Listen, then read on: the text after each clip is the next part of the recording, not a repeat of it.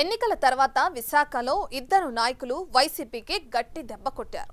ఎన్నికల్లో ఓటమి చెందిన వెంటనే క్షణం ఆలోచించకుండా పార్టీ పదవులకు రాజీనామా చేసి వైసీపీకి షాక్ ఇచ్చారు మాజీ మంత్రి అవంతి శ్రీనివాస్. వైసీపీ నుంచి కార్పొరేటర్గా గెలిచిన కీలకమైన సమయంలో వైసీపీకి వ్యతిరేకంగా పనిచేసి కోలుకోలేని దెబ్బ కొట్టారు ఆయన కుమార్తె లక్ష్మీ ప్రియాంక. తండ్రి చేసిన పనికి ఓ పక్క భీమిలి నియోజకవర్గంలో వైసీపీకి మనుగడే కరువైనట్లు కనిపిస్తుంటే, మరో పక్క కూతురు చేసిన పనికి వైసీపీ విశాఖ మేయర్ పదవి కోల్పోవాల్సి వచ్చింది. అసలు ఆ తండ్రి కూతుళ్ల ఆలోచనేంటి? అంత ప్రాధాన్యత ఇచ్చిన వైసీపీని ఎందుకు దెబ్బకొట్టారు? ఉమ్మడి విశాఖ జిల్లాలో 16 ఏళ్ల రాజకీయ జీవితం, 4 పార్టీలు, 3 సార్లు ఎన్నికల్లో విజయాలు, కేంద్రంలోనూ రాష్ట్రంలోనూ కొద్దో గొప్పో పలుకుబడి సాధించుకున్న అదృష్టవంతుడు ఎవరైనా ఉన్నారంటే టక్కున గుర్తొచ్చే పేరు మాజీ మంత్రి అవంతి శ్రీనివాస్. ఇప్పుడు ఆయనతో పాటు ఆయన కూతురు లక్ష్మీ ప్రియాంక గురించి కూడా విశాఖలో జోరుగా చర్చ సాగుతోంది. 2009లో రాజకీయాల్లోకొచ్చి పీఆర్పీ నుంచి పోటీ చేసి భీమిలి నియోజకవర్గం ఎమ్మెల్యేగా ఎన్నికైన అవంతి శ్రీనివాస్ 2014 ఎన్నికల్లో టీడీపీ నుంచి అనకాపల్లి ఎంపీగా గెలిచి పార్లమెంటుకు వెళ్లారు. 2019 ఎన్నికల్లో మళ్లీ భీమిలి నియోజకవర్గం నుంచి వైసీపీ ఎమ్మెల్యేగా గెలిచి జగన్ ప్రభుత్వంలో మంత్రిగా కూడా పనిచేశారు. ప్రస్తుత భీమిలి టీడీపీ ఎమ్మెల్యే మాజీ మంత్రి గంటా శ్రీనివాసరావు రాజకీయ శిష్యుడిగా పొలిటికల్ ఎంట్రీ ఇచ్చిన అవంతి శ్రీనివాస్ గురువులాగే లక్కీ పొలిటీషియన్ అనిపించుకున్నారు. చివరికి గత ఎన్నికల్లో తన గురువు గంటా చేతిలోనే అవంతి శ్రీనివాస్ భీమిలిలో ఓటమి పాలయ్యారు. ఈ 16 ఏళ్ల పీఆర్పీ, కాంగ్రెస్, టీడీపీ, వైసీపీ పార్టీలను చుట్టేసిన అవంతి శ్రీనివాస్ 2024 ఎన్నికల తరువాత వైసీపీ పదవులకు రాజీనామా చేసి సైలెంట్ గా కాలం గడిపేస్తున్నారు. భీమిలి నియోజకవర్గం నుంచి వైసీపీ అభ్యర్థిగా ఓడిపోయిన తరువాత 3 నెలలు తిరగకుండానే పార్టీ పదవులకు, ప్రాథమిక సభ్యత్వానికి రాజీనామా చేసిన అవంతి శ్రీనివాస్ పార్టీపై ఆరోపణలు చేసి మరీ బయటకొచ్చేశారు. గౌరవ మన పార్టీ అధ్యక్షులు జగన్మోహన్ రెడ్డి గారికి నా వ్యక్తిగత కారణాలతోటి ఈ రాజకీయాలకి ప్రస్తుతం దూరంగా ఉండాలని నిర్ణయం తీసుకోవడం జరిగింది.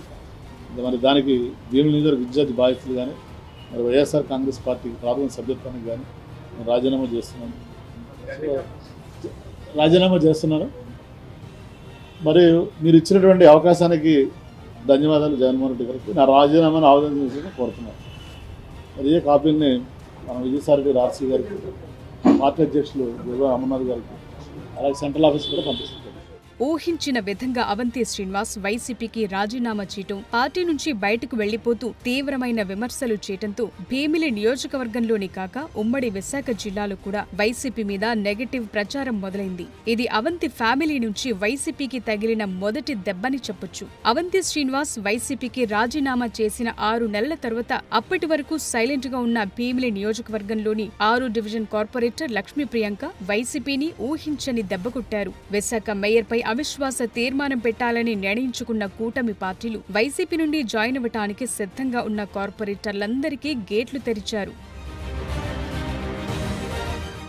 మేయర్పై అవిశ్వాసం పెట్టడానికి కోరం సరిపోకపోయినా అవిశ్వాస తీర్మానానికి నోటీస్ ఇవ్వటంతో అటు వైసీపీ, కూటమి పార్టీలు నెల రోజులు క్యాంపు రాజకీయాలు నడిపాయి. ఈ నెల 19వ తేదీన అవిశ్వాస తీర్మానం డేట్ అనౌన్స్ చేసిన తర్వాత వైసీపీకి చెందిన మరో 3 కార్పొరేటర్లు టీడీపీ, జనసేన పార్టీలో జాయిన్ అవ్వటంతో అవిశ్వాస తీర్మానం పెట్టడానికి కావలసిన కోరం 74 మ్యాజిక్ ఫిగర్ సరిపోయిందని అంతా అనుకున్నారు. అయితే పార్టీ మారి వచ్చిన ఒక వైసీపీ కార్పొరేటర్ ఊగిసలాట ధోరణి ప్రదర్శించడంతో కూటమి పార్టీల్లో టెన్షన్ కనిపించింది.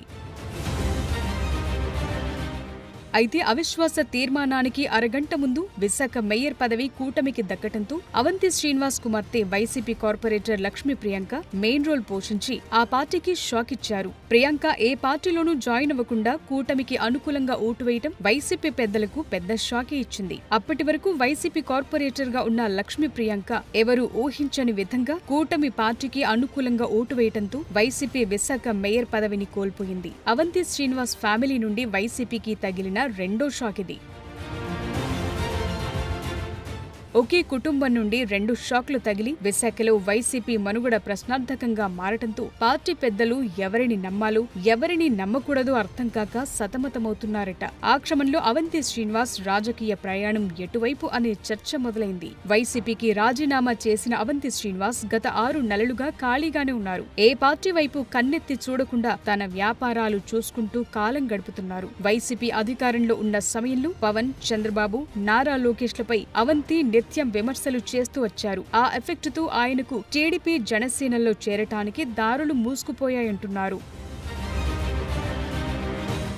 ముఖ్యంగా 2024 ఎన్నికల ముందు అవంతి తన రాజకీయ గురువు గంటా శ్రీనివాసరావుపై అనుచిత వ్యాఖ్యలు చేశారు. గంటతో పాటు చంద్రబాబు, లోకేష్లపై తరచూ విమర్శలు చేసిన అవంతి టీడీపీలోకి రీ-ఎంట్రీ ఇవ్వకుండా గంటా పావులు కదుపుతున్నారట. గంటా మెగా ఫ్యామిలీకి సన్నిహితుడు కావటంతో జనసేనలో అవంతి చేరటానికి కూడా అవకాశం లేదంటున్నారు. అదీగాక గతంలో పీఆర్పీ నుంచి ఎమ్మెల్యేగా గెలిచిన అవంతి పవన్ కళ్యాణ్ మీద కూడా విమర్శలు గుప్పించడంపై జన సైనికులు ఆగ్రహంతో రగిలిపోతున్నారు. అవంతికి ఏ పార్టీలోకి వెళ్లటానికి అవకాశం లేకపోవడంతో తన కూతురు లక్ష్మీ ప్రియాంక ద్వారా కొత్త రాజకీయ ఎత్తుగడ వేసినట్లు తెలుస్తోంది. విశాఖ మేయర్పై అవిశ్వాస తీర్మానం సందర్భంగా కూటమిలోని టీడీపీ, జనసేన పార్టీలు అడక్కపోయినా స్వచ్ఛందంగా కౌన్సిల్కొచ్చి వైసీపీకి వ్యతిరేకంగా ఓటు వేసిన లక్ష్మీ ప్రియాంక ఈ 2 పార్టీలకు దగ్గరవటానికి ఆ పని చేశారనే ప్రచారం జోరుగా సాగుతోంది. ముఖ్యంగా జనసేనకు దగ్గరే రానున్న రోజుల్లో ఆ పార్టీలో జాయిన్ అవ్వాలని ఆమె నిర్ణయించుకున్నారట. అందుకే లక్ష్మీ ప్రియాంక ఏ పార్టీలోనూ జాయిన్ అవ్వకుండా సైలెంట్ గా వచ్చి కూటమికి అనుకూలంగా ఓటు వేసి కూటమి పార్టీల గుడ్ లుక్స్ లో పడే ప్రయత్నం చేశారని రాజకీయ విశ్లేషకులు అంటున్నారు. మొదటిసారి కార్పొరేటర్గా గెలిచిన లక్ష్మీ ప్రియాంకకు ఇంత ఆలోచన లేకపోయినా ఎమ్మెల్యేగా, ఎంపీగా, మంత్రిగా పనిచేసిన తండ్రి అవంతి శ్రీనివాస్ తమ రాజకీయ భవిష్యత్ కోసం కూటమికి దగ్గర చేసే ఆలోచనతో ఓటు వేయించినట్లు తెలుస్తోంది. ఇప్పటికిప్పుడు ఆ తండ్రి కూతుళ్లు ఏ పార్టీలో చేరే అవకాశం లేకపోయినా భవిష్యత్తులో నియోజకవర్గాల పునర్విభజన సమయానికి ఖచ్చితంగా తమకు అవకాశం వస్తుందని వారు భావిస్తున్నారట. మరి అవంతి శ్రీనివాస్, లక్ష్మీ ప్రియాంకల ఆలోచనలు ఎంతవరకు వర్కౌట్ అవుతాయో చూడాలి.